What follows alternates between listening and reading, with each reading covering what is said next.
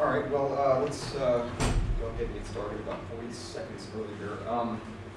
Thanks for all coming out to this talk. This is a nice big crowd, just about filling up the room. My name is Austin Bingham. I am, still some folks coming in. I work for and part own a small software consulting and development company based out of Oslo and Stavanger, where I live in Norway.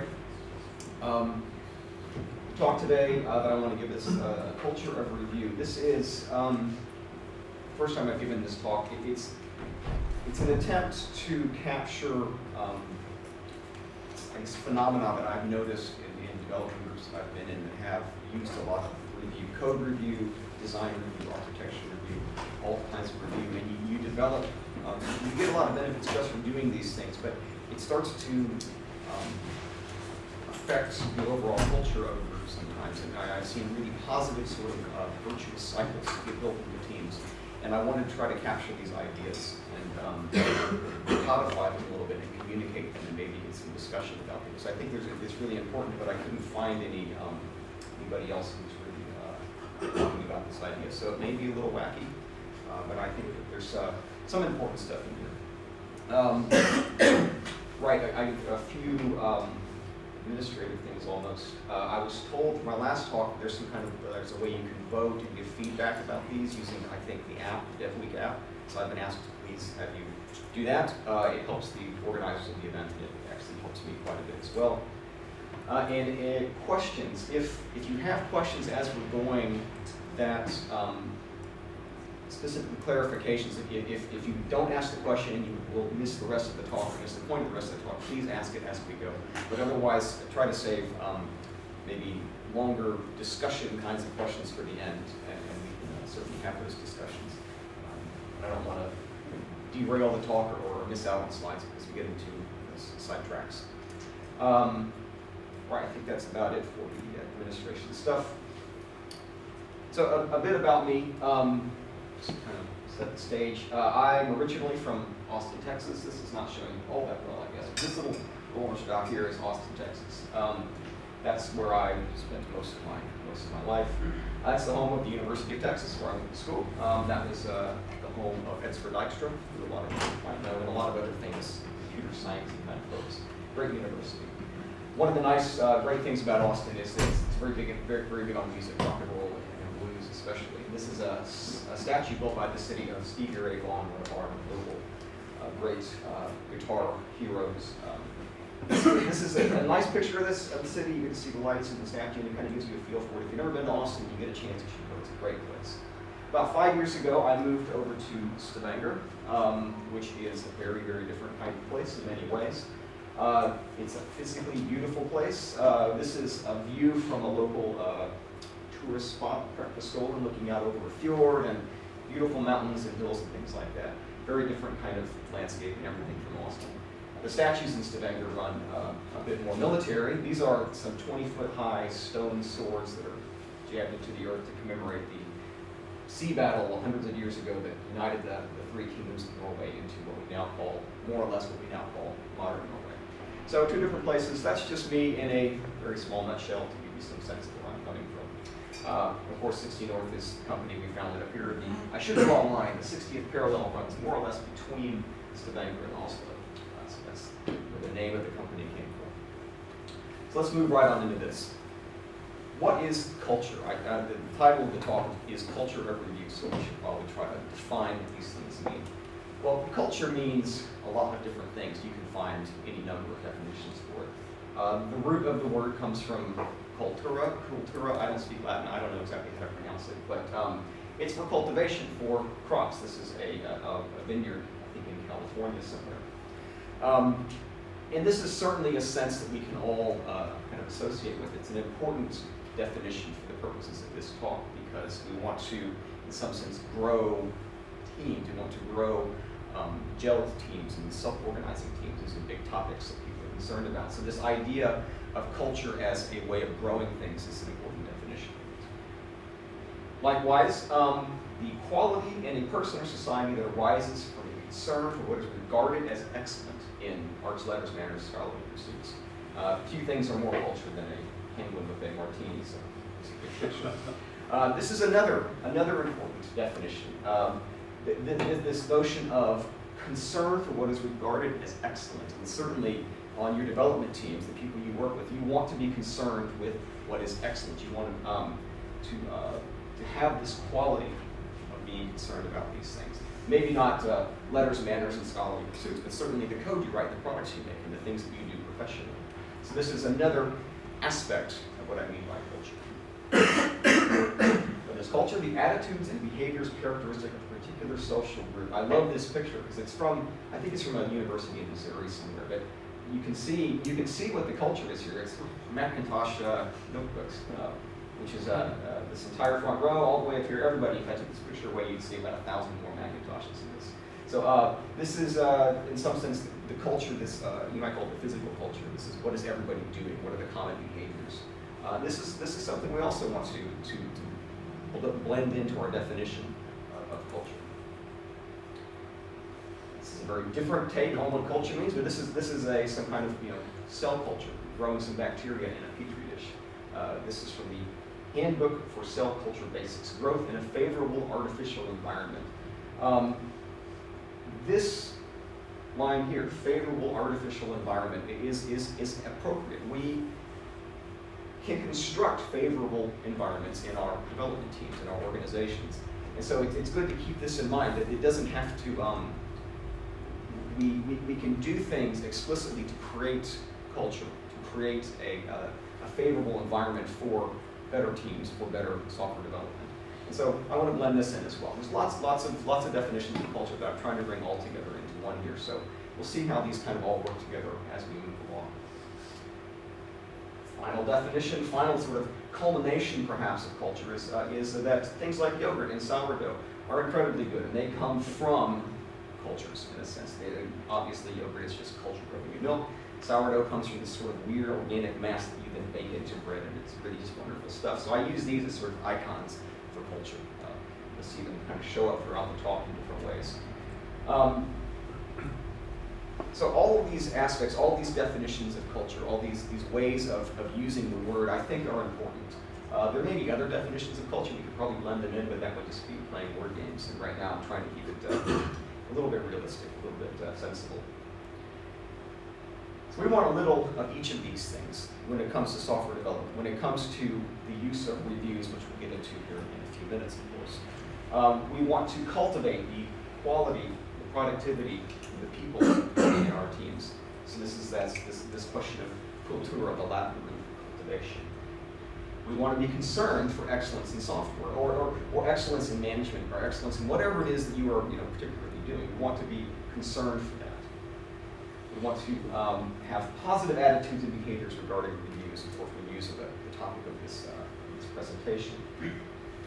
We want to create a favorable environment for reviews. So all of these definitions come together in a pretty understandable way, I think. So we've talked about culture. The other half of cultural review, of course, is review. So what is a review? Dictionary.com helps you out here. To review, look at, or look over again, or to inspect, especially formally or officially. This notion of formal review is of course a big one to a lot of people, especially big organizations that have done review for years and years and years. Okay, this is fair enough. This is capturing the basic idea of review. The sort of operational definition I want to use, what I think of is maybe a bit broader, a little bit looser. Simply the act of looking over the work of yourself or somebody else. It's really simple. Reviews can take all sorts of forms. They don't have to be formal official reviews. They don't have to be tool-based. There's a lot of different ways that you can do reviews. And so I want to keep the definition loose and applicable to all aspects of software development, or really anything you're doing. So a review helps you validate things, of course. It helps you can find bugs in code. You can find code standard violations, all sorts of stuff like that. That's one thing reviews can do for you. They can be used to help you learn. By doing reviews, you can see what somebody else is doing, maybe learn a new technique, something like that. Or you can see how a system is moving together. Reviews are a great way to see if you're being introduced to a new system, to see what are the idioms, how is the plumbing work in this thing. Quality checks, similar to validation. Quality checks are just a way to keep an eye on how things are evolving to make sure that basically crap isn't sinking into your code base. Whatever, you may find all sorts of uses for reviews and all sorts of great things come out of doing reviews, and I want to try to motivate you to do them or do more of them if you're already doing them. That's a good question. I want to ask that right now. Who here is actively doing code reviews or some kind of reviews as a normal part of their software development? Just raise your hands. Well, that's a lot more than half. Okay, that's really good. Well, I hope I can teach you something, maybe something new today. Right, so that is the operational definition I'm going to use for reviews here. So finally, let's glue those together. What do I mean by a culture of review? This is very much a work in progress. These 5 ideas here. These are where I'm attempting to capture this this kind of blossoming in some groups that I've worked in, where reviews have really lifted up the team and made them better all around. So there's 5 points here. Reviews are an integral part of the character of the team. They're built in. That reviews kind of permeate the way they think, and they feel stronger, better, more gelled because they know they're all looking out for one another in a sense. This is very, very useful. Reviews are pervasive. They're not just code reviews. They're not just reviews of UML documents. They're reviews of everything, and they permeate kind of everything that's happening in the team. The negative aspects of reviews are avoided. This is important, of course. That the reviews can cause actual damage to a team if they're done incorrectly. If you don't know what to look out for, they can start to erode your team. They can cause your team to kind of hate each other and worse productivity, worse quality. People don't want to come to work and start leaving the team. At the same time, you want to exploit the positive aspects of reviews. There are lots and lots of positive aspects of reviews. And so leveraging those, knowing about them really is the first step. Knowing that reviews are qualitatively good for your team is really important. And then by having those kinds of things in mind, you can, and we'll look at a lot of these details, actually the research behind reviews. Leveraging those and keeping those front and center, knowing that the reviews are a good thing is part of active culture of review. And finally, the team relies on reviews and sees them as keys to quality and productivity. They are explicitly part of what you do in the team. That you talk about them perhaps in your stand-up meetings and things like that. Reviews are they're a key tool to these teams. So that is my first pass, my first go at defining this notion of a culture of review. This is very much open for discussion and debate, and I'd like to have this discussion after the talk, of course, over a beer or something. If anyone has thoughts on this, ideas, is this wrong, right? Does it need more entries? I don't know. But we'll talk about this. We'll talk about implementing this. We'll talk about the justifications for it and so forth. And that's what this talk is all about. A functioning COR, culture review, I'm going to use that acronym throughout, can do a number of things, really important things. I just want to highlight these. Improve the quality of your code, improve the quality of your team, here, and improve your productivity. These are 3 big takeaways that a functioning culture review can bring to your team. And we'll look at all of these in some detail. What is a CR in practice? We've talked about kind of what it is, but what does it mean? What is the sort of boots on the ground definition of it? What does it look like? What does it feel like? One element is that an artifact is not complete until it's reviewed. And that an artifact can be anything. It can be a bit of code. It can be a design document. It can be stupid ideas written on a napkin over lunch, something like that. This idea that the completeness, the acceptability of something is it requires a review. It requires that somebody else has looked at it and given some feedback or learned from it or something along those lines. Critical reviews are taken positively. This is really difficult. I'm sure a lot of you have experienced this. Personally, you may get offended when somebody reviews your code and tells you you've done something wrong with it. This is something that software developers have this personality type very often. I don't want to lump us all into one big personality group, but we tend to be very proud of what we do, and it's easy to take offense when none is really intended. So we need to find ways to convince ourselves that critical reviews are actually a very good thing. They pointed out a problem, hopefully, a problem in something that would have gone through the development process and gotten out to customers if it hadn't been spotted. So there's really, it's a difficult thing. I actually don't know how to take somebody gets really offended at reviews and make them not get offended at reviews, but we have to reach this point. This is really important. This is part of keeping reviews as an explicit part of what you do, keeping them front and center. So they're discussed, they are talked about, and if you find weaknesses in what you're doing, you can improve your review process, or if you think that there's better ways to do reviews, you can add them into your process or take things out that aren't working. So this, keeping them as first-class citizens, so to speak, of your development process is important.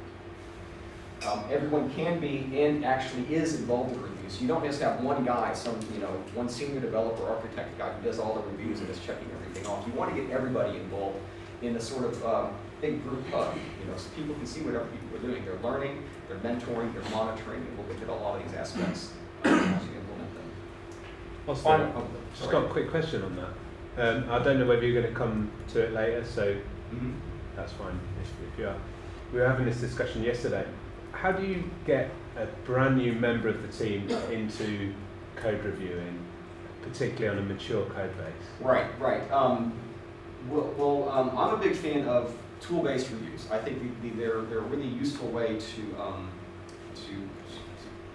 do reviews without disrupting the whole team. And one thing you can do is simply, if I make a commit and I feel like Joe, who just started, should see this, I just add him as a reviewer. I may not be adding him as a reviewer because I think he's going to give me feedback and find bugs. I just want him to see how things are done. Or maybe you take a lighter weight approach and just bring him over to your desk and say, I want to show you this because I think this is really instructive. You're right though, you wouldn't want to bring somebody like that onto a review if they're going to be the only reviewer and their job is to find defects and find idiomatic mistakes, because that's obviously not going to work very well. But yeah, that's a really good question. Does that track well with what you think? Yeah, you want them included in the process so that they can get the exposure to the system, but it's that sense of when can they actually start to be looking for defects, and I suppose you're right, it's about giving them the exposure first up and then bringing them into being a full-on reviewer of the code at a later date, maybe alongside somebody else more experienced perhaps. Okay, yeah, good question. And finally, reviews need to be supported by management. This can have all sorts of discussions, and we did last night actually with a number of people about the role of management in groups and hierarchies and things like that. But at the end of the day, management in most organizations pays the bills, and they can force you to do things that you may not otherwise want to do. And if they think that reviews are a waste of time, if they think they're not buying anything, et cetera, that can undermine the entire effort. And at that point, reviews can become actually a waste of time. They become throwaway. So convincing management that reviews are an important thing is necessary, because they're part of the organization too, and we'll talk about how to convince them. Basically, it's money, and reviews save you a lot of money. There's a lot of research that shows this. Right, so what do we know about reviews? This is something that I was surprised at. I hadn't looked at the literature on reviews, so to speak, before I started writing this talk, but I became curious about it, and it turns out there's a whole lot. This is one of the areas in software development where we have a fair amount of what we call legitimate science. We don't have that for a lot of things, and that's why we throw around a lot of fuzzy concepts that people get confused about and argue about a lot. But reviews have been studied in a lot of big companies, IBM, Hewlett-Packard, places like that, and they have a lot of really solid numbers. And I won't call these experiments completely repeatable, and there's debate as to the magnitude of certain effects and so forth, but there's a lot of pattern we see, a lot of repeatability. People are finding the same things over and over. Their reviews tend to reduce defects. They tend to reduce the cost of addressing defects and so forth. And so I want to go over the review. This is actually one of the most interesting parts of the talk, I think, because there's a lot of numbers and facts that you can take with you then to make arguments for introducing reviews and for justifying them. And it's just interesting stuff.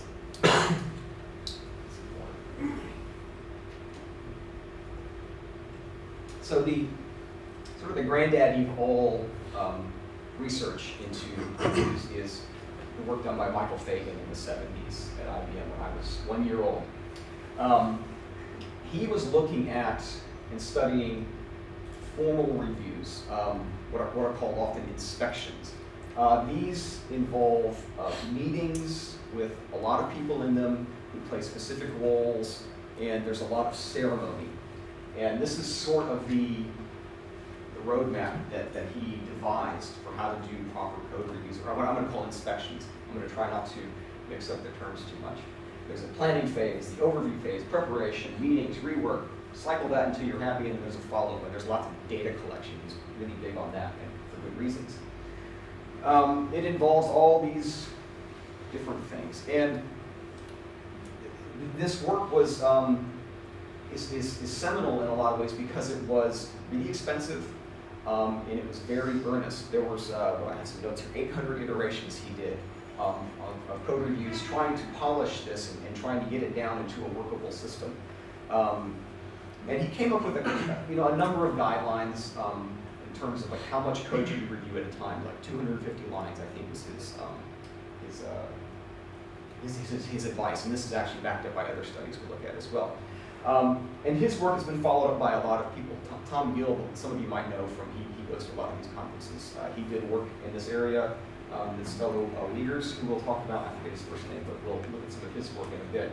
But this is one of the fundamental pieces of work on code reviews, and you can actually hire Fagan's company to help you set this kind of stuff up if you want. They do this, they charge a lot of money for it, but it works, and it's well-founded stuff. One of the problems with it is that it's very, very heavyweight. It involves meetings with lots of people, and it involves lots of preparation. And so a lot of the research that's come after this that hasn't been directly in this vein has been asking questions about, can we get away with not having meetings? Can we get away with using lightweight asynchronous tool-based reviews and that kind of stuff?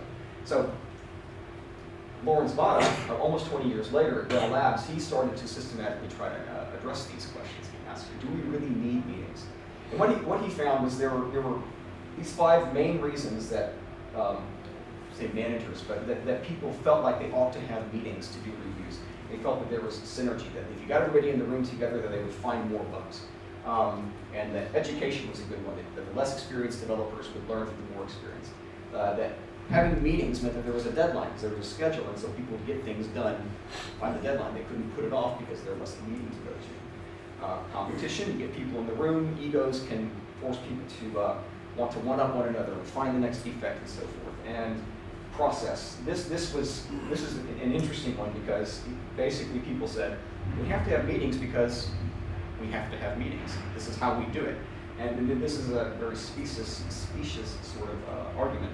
So Vada, through a lot of experimentation and a lot of research, came up with these kind of answers to these. He said, well, you don't need meetings for synergy, largely because it doesn't actually work. A lot of what meetings, I think I have a laser pointer. Let me try this. Yeah, okay.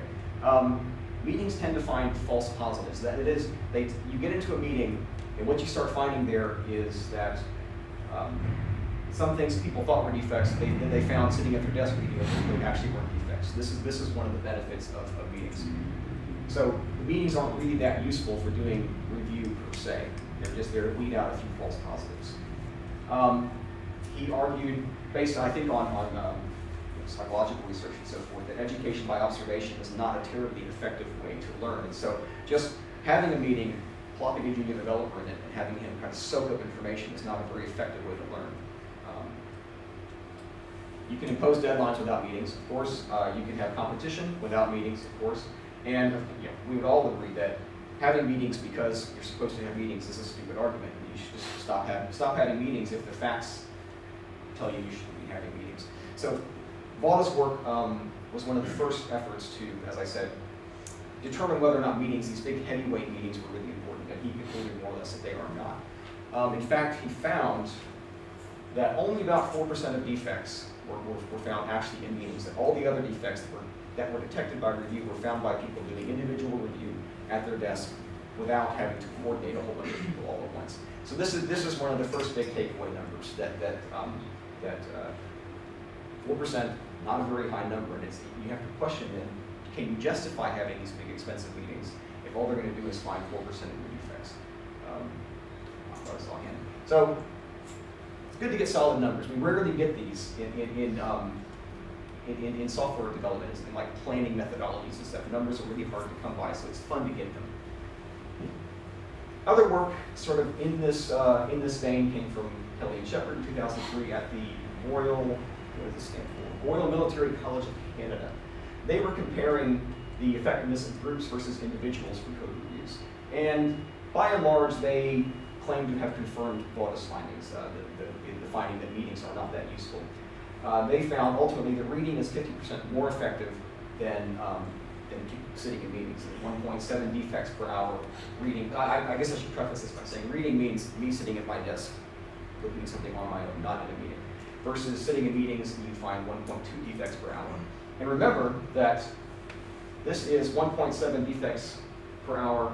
This is 1.2 defects per physical hour. You multiply that by the number of people in the meeting, and of course this number becomes much bigger. That's the money term right there. So reading is 50% more efficient at finding defects and just as good in their study. More good graphs, more good numbers. This is Radar Conradi from Ericsson Norway, working with some other folks from NTU and Agder. They were looking at the effectiveness of meetings versus reading. That's a bit hard to read, I suppose. For looking at UML diagrams. So not code, not design, but well, kind of design documents. And in their study, they found that 75% of the time was spent in meetings, 25% was spent doing individual review. But they found that 80% of the defects were found by people doing just reading, and only 20% were found in the meetings. So there's this big disparity between the power of meeting-based reviews versus the power of individual-based reviews. And you can start to see a trend here that meetings are starting to look a lot less palatable, especially if you're in an organization that's time-bound. Can I just ask really quickly, the assessment of like, the magnitude and sort of, I guess, how difficult spot these were there some really subtle things that wasn't meetings that could have been complete showstoppers that would have slipped through otherwise?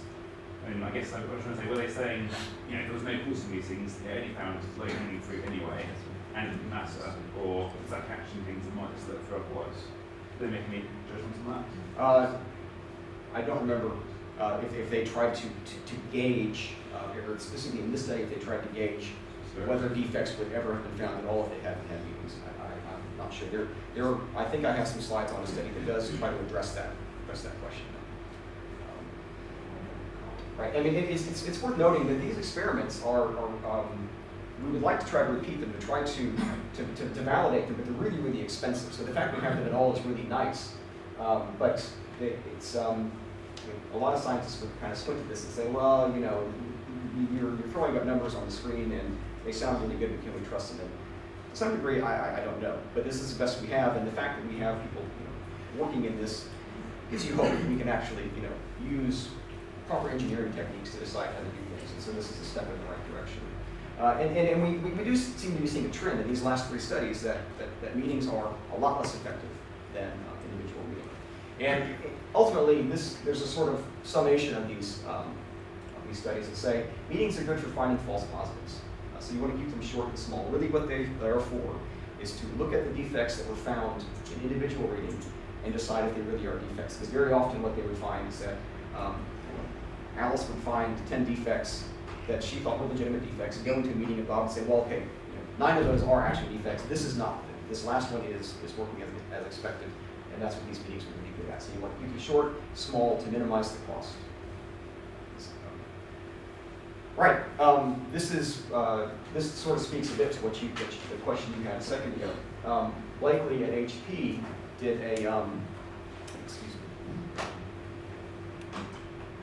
a study as part of their big push, HP's big push to improve their quality by 10 times. This was a mandate down from the top of the company to improve code quality 10x. So he got to look at the effectiveness of inspections. I think these guys were using, in this study, they were using Fagan-esque meeting-based approaches, but to measure the effectiveness of code review as a tool, they did a whole bunch of code reviews, and they kept a lot of metrics. And what they found was really interesting, that 21 defects were found in inspection. Only 4 would have reasonably been found by their testing procedures. And this is really interesting because there's people who will argue, and reasonably so, that if you have a lot of testing going on, if you have a great test infrastructure and testing process, do you really need reviews, or can you just rely on your tests to find this? And this study hints pretty strongly that you really can't do that, that inspections are really necessary for finding difficult bugs, because a lot of things that testing finds are it can be very surface, very facile, and not. They're hard to find complex interrelated bugs. If you haven't written a test for something, you're not going to find the defect. So having humans actually do reviews is saving the company a lot of money. And the premise of this was that all 17 of the defects that testing wouldn't have found would have ultimately gotten to a customer, and those are incredibly expensive to fix. Yes. What counts as a defect? I don't know off the top of my head what they said was a defect, but I guess it was anything that they didn't want to release. It could have been functional incorrectness, or I honestly don't know the exact strict definition of what they were using in the study. I was just wondering because we expect the code review for a lot more issues, code-related issues. So testing, for example, something might written something that works, but it's incredibly complicated and really badly written, which is show a bit of review.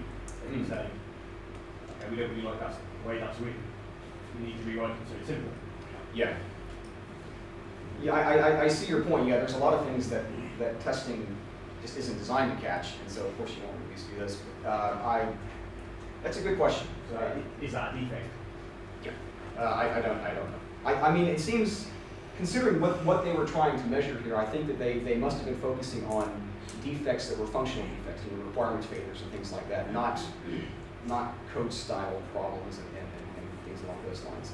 But I have a link to all these papers in the presentation, so if you want to find out, you certainly can. All the stuff is available online. Right. This is a sort of a big list of cost savings measurements that these are compiled by this fellow Leakers. I've forgotten his first name. We'll see it later. But he wrote this book, Peer Reviews on Software, which is a great book, has a lot of information. Peer Reviews in Software has a lot of information about this. And so just a quick list down, how are we saving money with reviews? HP found a 10-to-1 return on investment for reviews. That's incredible. I mean, that's a lot of money, $21.4 million a year. AT&T Bell Labs, they reduced their error detection costs by a factor of 10. The tenfold quality improvement, I hate the misuse of the word fold. That's probably 10 times, but the book said tenfold. Tenfold is thousands or something like that. 14% productivity increase. And you can read these on your own. The point is that all of these companies who started looking at inspections found really significant benefits from them. They found that they were ultimately saving money by doing reviews. So when you start to look at instituting reviews in a group, you quickly see this upfront cost of extra time spent to do everything. And so you really have to be prepared to address the question of whether that extra time is well spent. And all of these studies, all of these experiences indicate that indeed you're going to save quite a bit of money. So I won't read them on your own. And read this book, really good book if you're interested in this kind of stuff. It gives you a great overview. The final study that I want to look at, because it's in my experience at least, was this big study done by Cisco. They were developing, I think it was like a kind of a groupware kind of tool, and they wanted to study the use of lightweight review tools. So the lightweight review tools are in contrast to the big meetings, the big highly structured role-based meetings.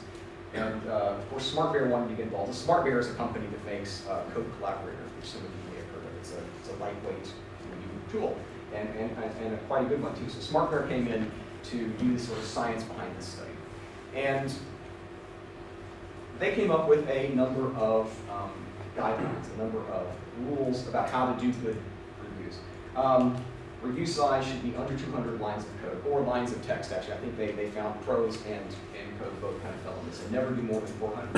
And if you remember back to Fakin's advice, 250 lines of code, that tracks well here. So we're getting some convergence of ideas, some convergence of conclusion, which is nice.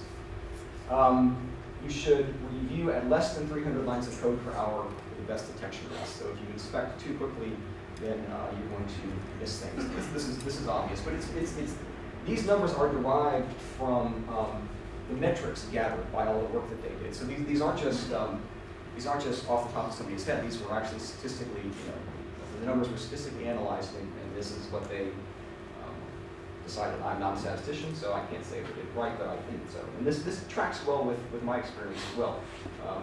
Trying to review more than 200 lines of code is pretty mind-numbing.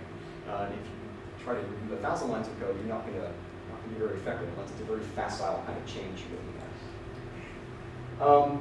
Author preparation and annotation results in far fewer defects. This is saying that the author pre-review can make some notes about what they did, and sort of comments about this is the change that I was trying to make, and they can try to guide the reviewer through the change. And this results in fewer defects, and that's interesting because you start to wonder why do we get fewer defects there? And so the conclusion that they come to is because the author, preparing his annotations, preparing his notes, finds more defects. So it's sort of self-review. So this is another application of review. Total review time should be less than 60 minutes, not to exceed 90 minutes. Fair enough. Expect around 15 defects per hour. They tiptoe around this a little bit. It's going to vary from group to group, the rate at which you find defects, but they say 15 is a pretty good number. If you're finding 1 defect per hour, you're probably doing something wrong. If you're finding 100 defects per hour, you're also probably doing something wrong. But if you're around 15, that's normal. Take this with a big grain of salt. It's a guideline, but this is the conclusion they came to for this particular team, and they feel that it extends to other projects they've worked on as well. Is that 15 defects per team or per person doing the code review? It's, oh, sorry. That would be 15 defects per hour of individual review of the code. And inspection rates can vary widely. And this is between people and actually for a single person. So you shouldn't expect to find that Bob finds 10 defects an hour all the time, but he's going to find 10 sometimes, 1 other times, 100 some other time. And this is important because it's an indication that you shouldn't use inspection rates as any sort of evaluation of people. There's other reasons for this as well, but because it's a horrible metric for that kind of thing, it doesn't actually tell you anything. And ultimately, they kind of sum it up. So you should review between 100 and 300 lines of code at a time, spend 30 to 60 minutes, and spend at least 5 minutes even for a single line review. They kind of stress this. They say that they saw many times when some simple single line review got passed through too quickly. They spent less than 30 seconds on the review and introduced a defect. So there's something about the human brain getting into gear. You should spend about 5 minutes even on a simple review. Ultimately, they found that using lightweight tool-based process sped up inspections by 7 times compared to something like the Fagan process. And so this is a direct quote. Coupled with workflows showing the effectiveness of non-meeting inspections, it appears that informal tool-based inspections can be as effective as more formal methods. This is a great conclusion because a lot of teams are not going to want to institute big meeting-based review processes. And this means that you can jump in quickly to doing reviews and add it quickly to your team just by getting one of these lightweight tools or just by doing simple in-person reviews and still see real benefits from reviews. So this is a great takeaway. I think that if you aren't doing a lot of review or you're interested in kind of instituting it, this should encourage you to try it, to get Garrett or get Code Collaborator or something and just give it a shot and see if you get improvements. So that's kind of the end of the review of the science, so to speak. If you want to know more, these 2 books, Carl Weaver's, that's the guy's name. I can highly recommend these. This book here, The Best Kept Secrets of Pure Code Review, is put out by Smart Bear as well. I think a couple of their employees are the authors of this book. And this is a really great overview of what we know about code review. And these point to a lot of papers and so forth that you can read if you really want to get into it, but good reading. These slides will be available, I think, online somewhere, so you don't have to write all this down if you don't want to. But good reads. And accessible, very short, relatively short. They're not compendiums, they're not canoes or anything like that. They're airplane reading. Right, so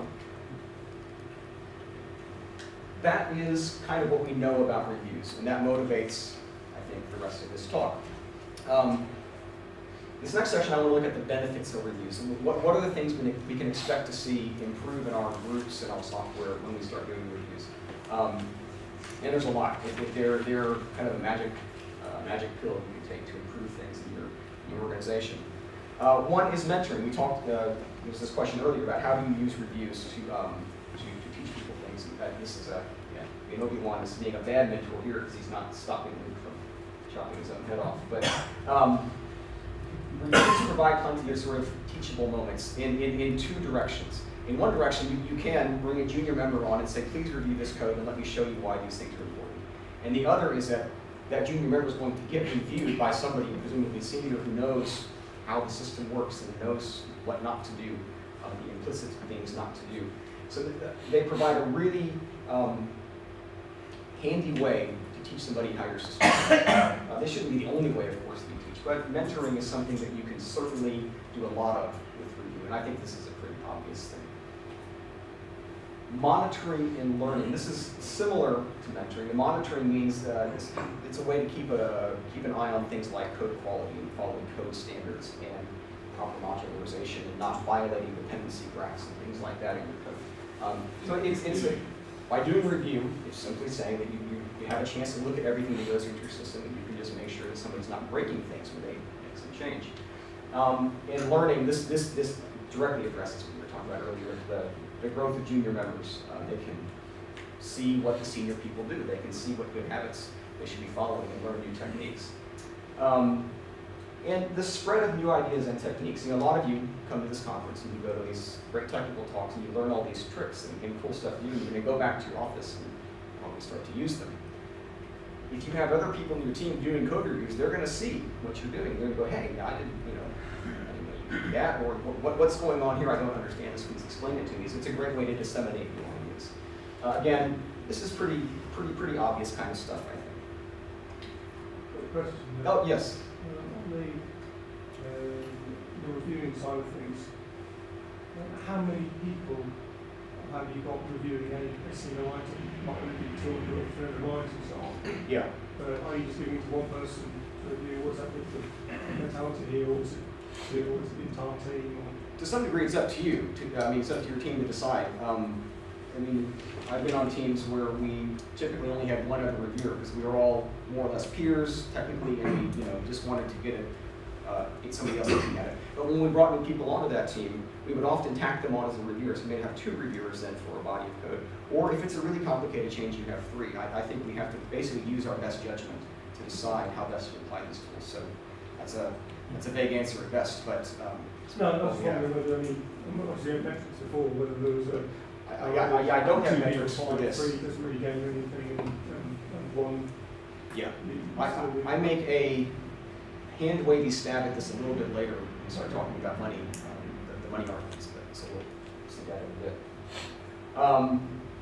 Team cohesion. This concept of group ownership and shared experience have become kind of big topics when people talk about self-organizing teams and gelled teams and things like that. And reviews help you get there. They help build this feeling of shared ownership or group ownership of the code, because everybody's seeing it, everybody's learning, everybody is touching the same stuff in some sense. And it's a reduced bust factor, of course, because people learn about these things. And it's a great way to instill a sense of there being a team, building an identity as a team. I don't know if anybody here has read Peopleware. It's a great book if you haven't read it. In this book, the authors talk about the black team at IBM, which was this team that did testing, and they were just like really, really good at it. And this team, they all wore like these black T-shirts, and they were they had this reputation of being really, really awesome people, really awesome at their job. And I'm not saying that doing code review is going to make you, the black team, but there's a lot of positive benefits to having a team like that. And you want to go to work, you want to hang out with your coworkers, and you feel good about the work you do. And building team cohesion is really a big part of that, and reviews can help you get there because it gets everybody knows that everybody is in the same boat, so to speak. They're all, they're on the same ship. So reviews are a tool to getting there. And you get it for free. You get all the other benefits of reviews, and you get some team cohesion. On a very practical level, you get confidence in the changes that you make because you know it's not just you who's making the final judgment on what's going into the code base. You know that you can ask a trusted peer, a member of your team, to help you verify that what you've done is solid and sound. And this feels good just in general, but it also frees you up to do the right change. Sometimes you look at a problem and you look at a defect and say, well, I know how to fix it in two different ways. One is something I understand and I know I'll get right, but it's maybe a bit of a hack, maybe it's not the best change. Another one is bigger, more complicated, a bit more dangerous, but it's the right thing to do in the long run. And if you know that you've got somebody looking over your shoulder helping you out, that gives you the confidence and the freedom to try to make these better changes. And that, of course, results in better software in the end. So this notion of confidence, the confidence that you're not going to be introducing as many big boneheaded mistakes into your code base is a powerful effector, a powerful influencer, and a powerful liberator, actually. It lets you do the right thing. I love this picture because I kind of wonder, how do you learn to do trapeze? At some point, you have to do the first jump, and that's about to be terrifying. I suppose you're tied to the roof or something, but still, good picture.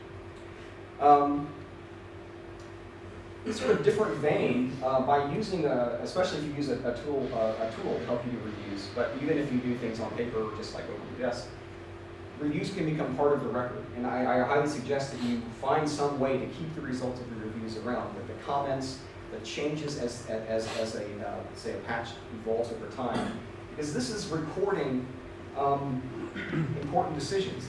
This is recording important design changes, and you can go back and you can see, why do we have this line of code? Why is it written this way? Or why does this thing talk to this thing? And you can try to go find the reasons.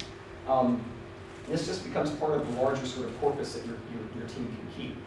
And it's you get it for free, more or less, when you use a tool like, this is Garrett, I think. Yeah.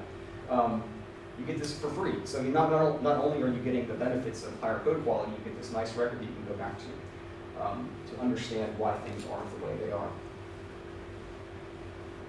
And I guess I should point out that this notion of gathering metrics and gathering data is really big. It factors very highly in the work of people like Fagan and Guild and Beavers. They stress data collection and using the metrics and sort of data-driven development as an important thing. And so these kinds of tools help you do that kind of work. You can actually talk about this, but you can mine this data. You can write tools that go in and do analysis, and there's some interesting results you might be able to derive from having this big body of information. Things like estimation analysis and so forth. Defect reduction. This is obvious, of course. Peer reviews are an excellent way to find defects. This is from Barry Beam and Vasily. Straight up quote, simple quote. Peer review catches 60% of the defects in this study they were doing, which is a very broad study. That's a big number. And if you match that up with this, probably a lot of you have seen this kind of graph before. With this kind of graph, if I'm catching 60% of my defects in code review, I'm saving a bunch of money. It's what this is telling me here. These numbers are not set in stone, but it costs me 1 unit to address a defect in the requirements phase, 2 units of cost to address it in design, 5 in coding, 10 in testing, 20 in release. So if I'm catching a lot of stuff here, which is where reviews typically help, code reviews will typically help, you're getting a 4 times savings versus releasing these defects. Sometimes you'll see this graph, and this number is 100. I mean, this kind of thing is shown up in a number of different bodies of work. But the typical trend, and the trend is always the same. It's really, really expensive to let your customers find defects. So it has to be back to you, you have to address it, you may have to make big changes. You want to catch them as early as possible. This is, in some sense, very obvious, but it's good to, push the wrong button. It's good to put these two kinds of things together. 60% of my defects are caught here. That means that I'm saving a bunch of money. I mentioned that these numbers are not set in stone, so these don't apply to every organization. There's going to be different multipliers at different phases, but the trend is the same all the time. You can actually look in the work of these guys, being in the facility, to find the source of this kind of information. diminishing the effects of ego. Well, we talked a bit about hurt feelings and stuff earlier, but when you have everybody doing code review and everybody sees everybody else and everybody is aware of what everybody else is doing, everybody realizes everybody screws up sometimes. Everybody realizes that the most senior super architect, he makes mistakes all the time. And so you become less afraid of making mistakes. You become less afraid of letting your mistakes be aired, so to speak. And this it just feels really good. You feel less defensive. And you're more willing to go to people with hard problems and say, hey, look, I don't know how to fix this. Can you please help me? And it also means that you are more willing to put things under review early, because you know that nobody's going to get upset because you screwed up, because everybody's screwed up. I love this article about the submarine that can't resurface. I don't know if they ever fix it or not, but yeah, everybody screws up. And we don't all screw up in the $680 million range, but yeah, that's a screw up. Personal growth. Reviews become part of, I talked about how they become part of the record for the company. They become part of the corpus. They also become a way for you to look back over your own development and see, do I have systematic mistakes that I make? Do I do the same thing over and over? And if so, can I address them? And you can determine if you've addressed them. So personal growth is something that comes pretty naturally from doing reviews. If you do 10 reviews and in 8 of those you reference a null pointer or something like that, you pretty quickly learn to stop referencing null pointers. And that's of course a very blunt mistake to make. But there's all sorts of little things that you'll start to detect as you do reviews over time. Right, so that's a very fast overview of the major benefits that I see from reviews. And the teams that I've worked with that have had good review cultures, all of those things have been more or less present. But there are problems with reviews, and we talked earlier about how done wrong, reviews can waste time, they can upset people, they can cost a lot of money, and you can get a lot of negative aspects but no real positive aspects. So we just want to touch on some of these perils so you can hopefully avoid them or know what to look for. One is egos. Okay, so we talked a bit about egos before and said you want to get egos out of the way because you know that everybody screws up. But there are some people who will just get upset by negative reviews. And I said that I don't know really how to address this. If somebody literally cannot take criticism, I don't know what you can really do about it, except maybe get them off of your team. But this is something just to be aware of. Some people are going to get upset if they see criticism as an attack. This is probably more dangerous, developer alienation. If the developers aren't involved in the institution of the review process, if they don't get to help create it, and they feel like it's just kind of thrust upon them, it's going to lose a lot of its punch. Because if I'm told, I come into work and they say, oh, you need to do a code review for every change, and I don't agree with that, I can go do the code review and just click, yeah, okay, done, and never actually do the review. So you literally are wasting time at that point. If you don't agree that the process is worth doing, then you can just kind of rubber stamp everything that comes through, and you're not getting any of the benefits of actual review. You're just kind of wasting time and spinning wheels. So this is something to avoid. Make sure that everybody involved in the process has had a say in setting it up. Don't let this just be imposed down for you. I think we all agree with that in general, because it's bad to have things just kind of thrown at you without any say in it. Related to that, this issue of a waste of time. You can agree fully in the ideas of reviews, and you can agree that they're great and that you should be doing them. But if you're not critical, if you're unwilling to go in and actually look for defects in a really rigorous way, you can equally waste time. These people just kind of high-fiving one another, saying, "Yeah, great job," without really putting in the time to make the reviews work. So be critical. Don't be shallow in your reviews. Otherwise, you're just wasting time. Again, very obvious. Uyghurs had this concept of the Big Brother effect. It seems obvious in some. Oh, I'm sorry. Yeah. Just a question to the last slide. Yeah. Especially when you just have just one person who reviews the code. Normally, they're done by every time the same person, Mm-hmm. or it's more spread that every time it's another person who reviews it, because I can imagine that you get used to code style and then kind of same thinking and Oh, so you're asking, should you spread it around, or should, yeah.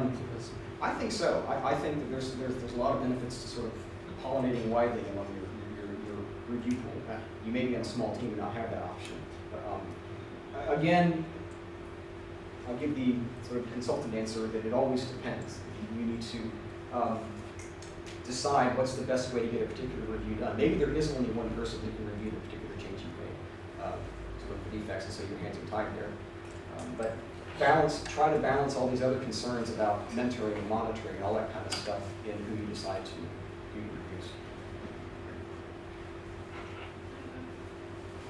The Big Brother effect is this idea that you could use information from the review process, use the record of reviews as a way to determine how good an employee is, to evaluate them, because you've got all these checks now about how many defects were found in Bob's code. And he's got a lot. I should share him. If he has no defects, then I should give him a raise. Uniformly, the people who have studied this and the people who have looked deeply into reviews say not to do that. That basically turns it into a game. And if I know that some particular metric of the review system is going to be used to determine whether I get a raise, I will twist everything I do to address that metric. So I stop actually trying to make good code. I stop actually trying to do proper reviews. I try to aim at this artificial metric because I know that that's actually what determines whether I can pay my rent. There's a great quote from Eli Goldbrack. If you haven't read The Goal, you should read The Goal. It's an incredible book. He says, "Tell me how you will measure me, and I will tell you how I behave." And that's what the Big Brother effect is. If I know that you're looking at some particular aspect of some number coming out of the review process, I will simply try to make that number be what I think you want it to be, and then ignore the other benefits, the other real things that we want to do, which is create good products, create good software. Flow disruption. This can be a real downside to doing reviews. You're constantly being torn away from your work to come do a review. That's really disruptive. Even if you kind of know it's coming, if you're in the flow, you don't want to get torn out of the flow because that's the place that's kind of fun to be and you're getting a lot of work done. So reviews can become a distraction. You want to avoid that. And my personal opinion on this is to use tools that allow you to do asynchronous reviews. There's a lot of tools that exist now. Garrett's a great example. Code Collaborator is a great example where I can, as an author, create a review and then assign a reviewer to it, and they can deal with it when they want to. There's no reason for us to have to get together to do this. There's no reason for us to have a big meeting. So if you want to avoid disrupting flow, I'm a big fan of using these kind of tools. Some people are not. We'll look at that a little bit briefly in a bit. But this is something to avoid. If you find that you're constantly having to shift gears to go do reviews, maybe you should adjust your review regime a little bit. Right. Touch more water. So now I want to try to get into the practicalities of a culture of review. And the first thing you want to do is to introduce reviews, if you don't already have them. I guess everybody kind of raised their hand, or most people raised their hand when I asked if you are already doing reviews. So maybe this is not a particularly appropriate section, but we'll do it anyway. I talked about management support. This is fundamental. If you don't have support from the people who can boss you around, which is how things work in a lot of organizations these days, then you're going to not have a very effective review process. One thing to always keep in mind, and this kind of slide has been used by lots of people for lots of things, but this is the Savior change model, or Savior, I'm not sure how to pronounce it. But this is how change happens in organizations and people, as individuals. You have some old status quo, which is not doing reviews. You have the introduction of a foreign element, in this case, reviews. You have chaos. This is the organization trying to understand what's going on with reviews and sort of feeling it out. And this chaos sounds bad, but it's actually it's a positive part of this whole change model. The transforming idea, this is when the organization figures out how to do reviews. They figure out how it fits in with the rest of what they do. Practice and integration, finally, it becomes the new status quo. That having reviews in your process is the new status quo.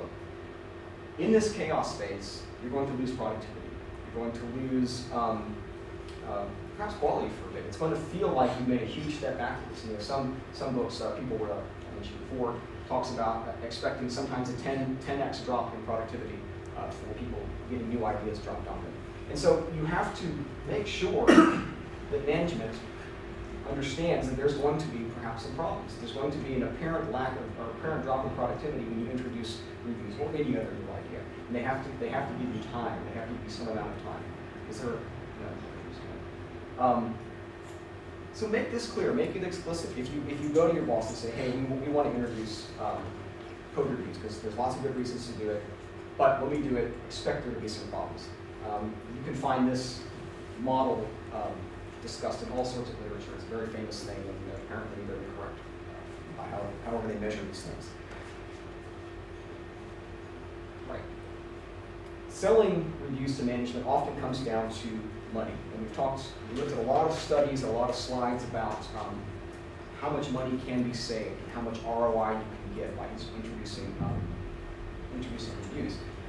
So this is a great way, this is a great thing to bring to these decision makers and say, look, this is why we're going to do reviews. It's not because we just want to pat ourselves on the back, it's because it's going to save us money, it's going to increase our productivity, increase our quality, et cetera, et cetera. So money is a very powerful motivator, a very powerful argument to use when trying to sell this idea to non-developers. This graph, this is a somewhat synthetic graph showing how long it takes to find the next defect.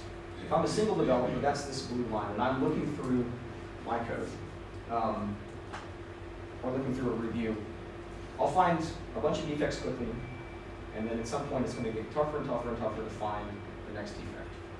If I have two developers doing the same thing, maybe even working together, that curve is much lower because they have different sets of expertise. They look at things a different way. They have different mental models in some cases, and so they'll simply find more defects more quickly.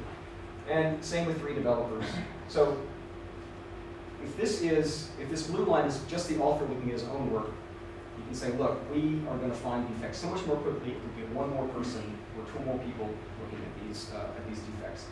Okay, this is, I think, kind of inarguable. I sort of made up the multiplication factors that result in these curves, but this is like this is 1.2. So it's 1.2 times as difficult to find the next bug as to find the previous bug. Yes? So this is not based on any study, it's just your... No, this is me trying to prove a point with the graph. So how do you know it's true? I don't. Well, I do in my heart know that it's true. I know that two developers are going to find defects more quickly than one developer.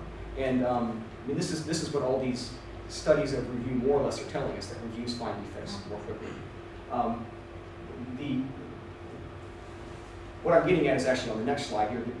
I think we intuitively know that reviewers find more defects more quickly. They're more effective at it. This is what all the numbers are showing us.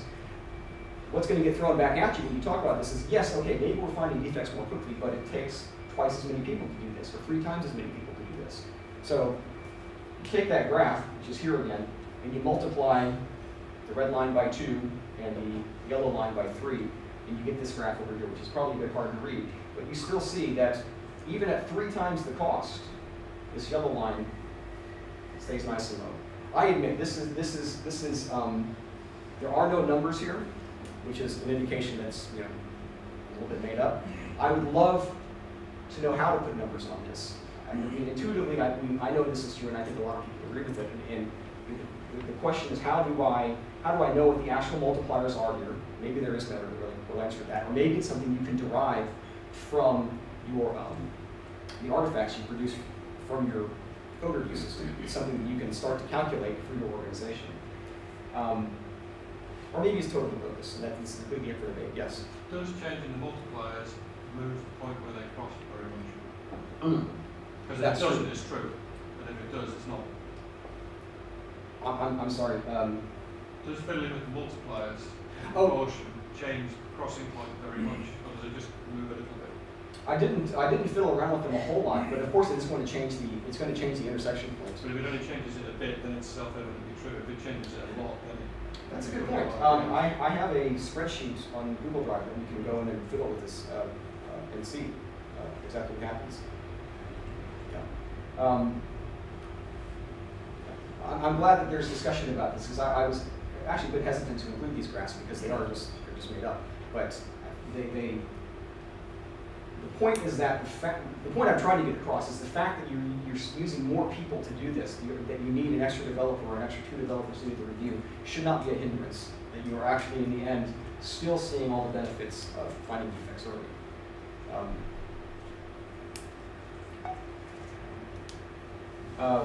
Yeah, we'll move on from this. Developer support. We touched on this before. You need this. The developers have to believe. They have to agree that it's a thing to do. It's a good thing to do. Developers are pretty rational people generally. So if you show them studies, you show them what we know about them, we still generally agree. So I like Emacs, so I put that in there. But again, if you just drop some new process on your developers without justifying it to them, without getting them to agree with it, it's not likely to be all that effective. It's going to be less effective than it could be, because it feels just like a waste of time. Make the results tangible. I think this is a really powerful thing. A lot of these the review tools that you can get make it really easy to kind of see the results of your reviews. And you can see quality improving over time. You can see defect introduction rates going down and so forth. And so using a tool that keeps track of what you've done is it's fun. It's motivating. It's a little bit inspiring. It's part of this building of a team, because you can see very tangibly, very viscerally the improvements that are being made. Hopefully, the improvements that are being made in your quality. Don't be too disruptive. This is one of my favorite quotes of all time from Steve McMiniman. People hate change, and that's because people hate change. I want to be sure that you get my point. People really hate change. They really, really do. And this is any change. It's just change is something that our brains are wired to not like.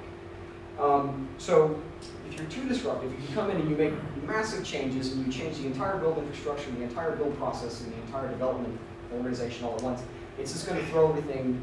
People are going to get flustered, and they're going to be very negatively influenced by that kind of thing. So you can introduce reviews very subtly and kind of organically and let them grow. You introduce maybe code reviews for a single team, or you introduce architectural reviews if that's what you're more concerned about. And let the presence of reviews kind of grow through your organization.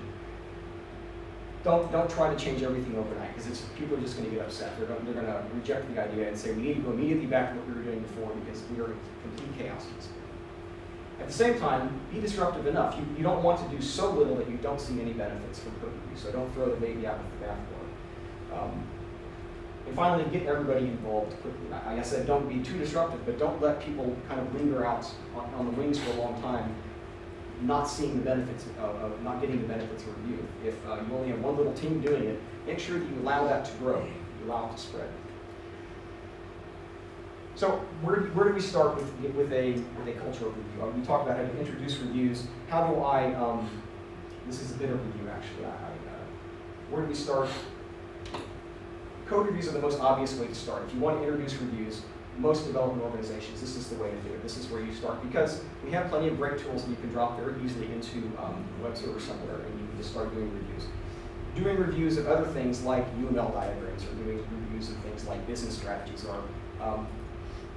They're not technically more difficult, but they're just not as well supported by tools. And this is sort of the obvious place for most groups to start. Just start doing code reviews. But start with what makes sense for you. Maybe doing architectural reviews are the important thing for you. Maybe that is the most obvious thing for your group to do. And let the coverage of reviews, let the culture permeate organically.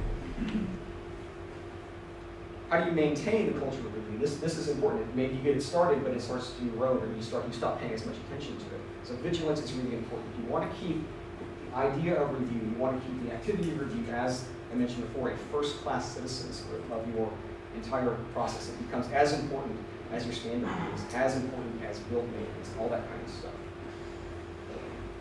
Emphasize the benefits. This goes back to keeping things visible, keeping things visceral. Make sure people know that they're able to see the benefits kind of plotted over time, so to speak. You can make graphs, and you can make charts that show, yeah, our defect reduction rate has really gone down over the years. Keep that up in front of people. Let them see it. That's it makes you feel good. It doesn't. You don't feel like you're just kind of throwing things into a void, into an abyss. You're actually seeing results shown to you every day, and that's motivating. Avoid excessive ceremony, of course. If you This is part of the vigilance. If you're keeping the review processes front and center, and you're talking about them, you'll be very quickly able to find if you're doing things that aren't necessary and strip those things out if they're not necessary. That's kind of tautological, stripping things out that aren't necessary, but you have to do it. This is speaking directly to the argument about whether we should have meetings earlier. And if one of the justifications for having meetings is because, well, we're supposed to have meetings, that's bad. So that's excessive ceremony. Remove the excessive ceremony, because if you have too much cruft in there, it's just friction, it's just noise. It's not helping anybody. You're not actually deriving any value from excessive ceremony. So what's actually in a review? This is a very practical thing. And this is a pretty famous picture, I think. Okay, obviously at least one competent reviewer, but as many as you think are necessary. Early feedback with an opportunity for follow-up. I think this is important, that getting early feedback, I mean that the reviewer comes in, makes notes, makes annotations, makes comments, and that feedback gets back to the original author in a pretty timely way, because then the review is, the original work is still pretty fresh in their head and they can apply it, and they need to be able to follow it up. They need to be able to, the author needs to be able to immediately address these changes. So a good tool to help you do that is important in my estimation, in my experience. You should be able to review before committing. What I mean by committing is... So what you're saying, the reviewer, the one who reviews the code should never change the code. He should just make comments and the original guy should change. I won't draw that strong of a line, but I think that by and large, what I've seen work in the teams that I work with is that the reviewers, they can make changes. They can make changes, but more often than not, they come in and they just want to make a quick comment and say, okay, this needs to be done this way, this needs to be done some other way. And the author needs to be able to, basically I'm talking about a type feedback. And this is really what I'm advocating. I should probably restate this, but that you need to be able to very quickly iterate. Otherwise, context gets lost and people get distracted doing other things. That's the main point here. What the nature of the comments is actually can vary widely, I suppose. It's not that important. It could be a code change. Review before committing is being able to do a review before code is actually at the head of a development branch somewhere. It's easy to laugh at something like this, but this is how some code review tools or some code review techniques work, is that you make your patch and you submit it to Perforce or whatever, and it's publicly available to the rest of the developers. And at that point, it's reviewed. Some tools work that way. And the main problem with that, of course, is that you can pollute everybody else's code base. If people start cloning from that, start pulling that down, they've suddenly got all your defects. So make sure that your tool, Garrett is great at this, allows you to do reviews before you actually commit to something public. Reviewers need to be able to block commits, by which I mean basically they need to be able to say, this cannot go into release, this cannot go into some kind of public branch. At the same time, the author ultimately, I think, has to have the final say on the contents of the commit. This speaks to ego. It feels really bad, in my experience, to have somebody come in and sort of rework your changes and sort of take responsibility for it. If you want to have group ownership of code, you need to let people feel like they have a say in what's going into the code base. So these two kind of work together to make sure that bad things don't make it into the code base, but that everybody feels enabled, everybody feels enfranchised in the process. And in the end, you end up with gelled teams. This is another concept from peopleware. This obsession of being the best shows up in this description of gelled teams. If you're obsessed with being the best, reviews are great because you're getting a lot of constant feedback and a lot of ways to keep your finger on the pulse of your code quality, which is one of the things about being the best. Culture review lets you be self-organizing. It's part of being self-organizing. And a culture review is part of both of these states. Again, in my experience, this is trying to sum up what I've seen go on the teams that I feel are self-organizing, that are obsessed with being the best. Review is really part and parcel of being in that state, because this is a big part of the communication inside the team. This is a big part of the flat organization, being able to get things done. Right, tooling and process, we've got so much time for this stuff. Yeah. This is maybe the driest bit. There's some bit of a debate. Oh, I'm sorry. Question. about the coding style. I mean, different people have different coding styles. Do you have any experience about that one? That one reviewer said that's not the way how I would do it, so you should do it different. It fulfills the task or the requirement, but it's just bad or different coding style. Yeah. That's a. I don't know if there's really an answer to that question. If somebody's making a review and they complain about coding style, that's if you've got a written down coding style that you're supposed to be following, of course that's a valid discussion. I would argue that if it's really just a question of aesthetics, that's a pretty silly debate to be having. There's no reason to block a commit, I think, because of your sense of what's more beautiful than something else. If it comes down to it, you have to just go talk to the person. You have to have a discussion about, is this a legitimate reason to block a commit just because you don't like the way I put my brackets or whatever?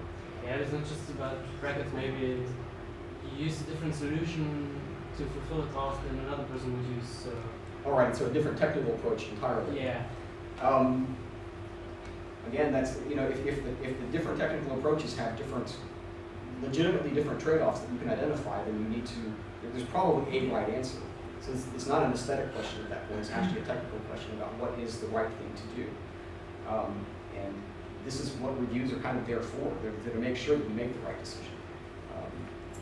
If you can't agree, I don't have a great solution to that. Arm wrestling, again, You haven't experienced anything to that because, I mean, the ideal world is like, okay, everyone has a good character and there's no problem with that, but the real world is different. There are people involved. Yeah, no, I think we've all experienced that.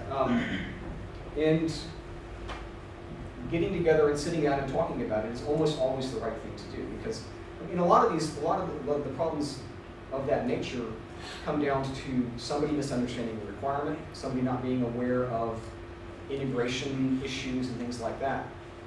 So there's almost always a technical way, a quantitative way to determine the right thing to do. And if it means you have to bring in your architect or another senior developer or something, that's the thing to do. I hope that gets the question. Okay, tooling and process. This is more just some advice, but there's something of a debate about whether you should do at-desk sort of over-the-shoulder review, in-person review versus virtual review, sort of tool-based reviews. Ultimately, it's less of an issue than a lot of people make it out to be, because we're all intelligent adults and we can actually decide which is the right thing to do given the circumstances. I have anything important to say? Well, yes. My advice, if I'm going to give advice, is to have a tool available, to have something like Code Collaborator or one of these other code review tools available.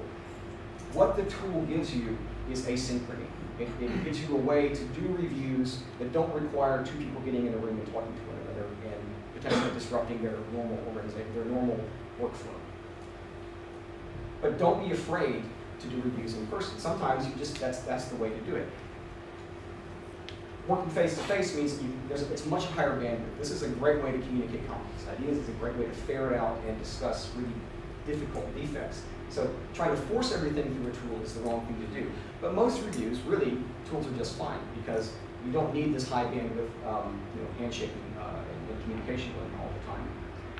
So if you want to introduce reviews into your organization, you can start with simple face-to-face and not even worry about installing any tools. It's really easy to implement.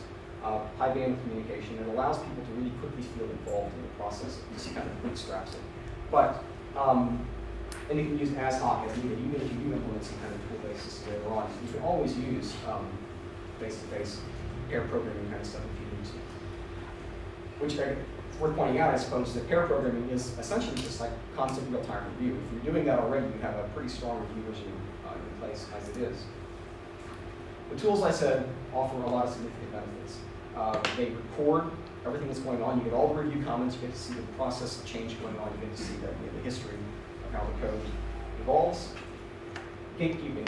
This is the act of preventing bad code from getting into the code base. So this is a pretty obvious application of tools. Decoupling. This is the asynchrony. This is saying that I as an author can commit something and schedule for review or assign somebody up as a reviewer, and they can deal with it in their own time. They are not coupled to my specific needs, and our time can be, freewheeling. It's less time consuming. Frankly, I think this is very true. Getting together with somebody or getting together with a group costs a lot of time. Being able to use tools allows you to do the majority of the reviews you need to do in a very quick, non-disruptive manner. In the end, you can get the best of both worlds. Pair programming, as I said, is real-time, face-to-face review. So if you're doing that, great. And if you're not, you should give it a shot, or at least consider it. Most people know when they need an in-person review. They know when the tool is not going to be sufficient. They know when something is particularly complex or particularly poorly understood. And then they should have the freedom to have somebody come and do review in person. I think that's just common sense. I don't think there's anything particularly contentious about that. Again, I suggest using tooling for most reviews. Most reviews are not complicated. Most reviews are very straightforward, very simple things. And you know the right person to assign to it, so just use the tool. Use something like Eric. And let developers use their own judgment. Let them be empowered to do the right thing at the right time. So that is it. This is the list of papers that I think, books and papers that might be relevant if you're interested in learning more about, especially the science that's gone on behind reviews. It's a little bit dry, but really good information. And all right, that is it for the time too. You can take questions now, or yeah, whatever. Yeah.